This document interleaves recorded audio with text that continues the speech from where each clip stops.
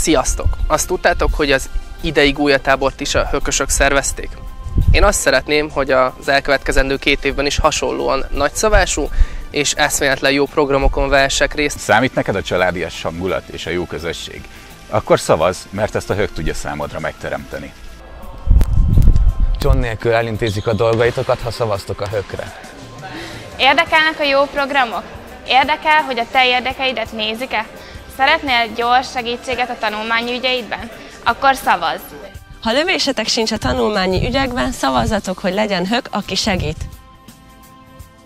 Nincs tehát más dolgotok, diákjai, mint a 4 kampusz tagjaiként belépve a Neptun rendszerbe kiválasztani saját kampuszotok képviselőit. Sziasztok! Nézzük, miről is beszéltek eddig a többiek, tehát a szavazást. Lépjetek be a Neptun rendszerbe, ügyintézés, kérdőívek, utána pedig a szavazóföldön adjátok le az általatok szimpatikus jelöltekre a szavazásotokat, és ne feledjétek, szeptember 28 és október 3 között szavazzatok ti is.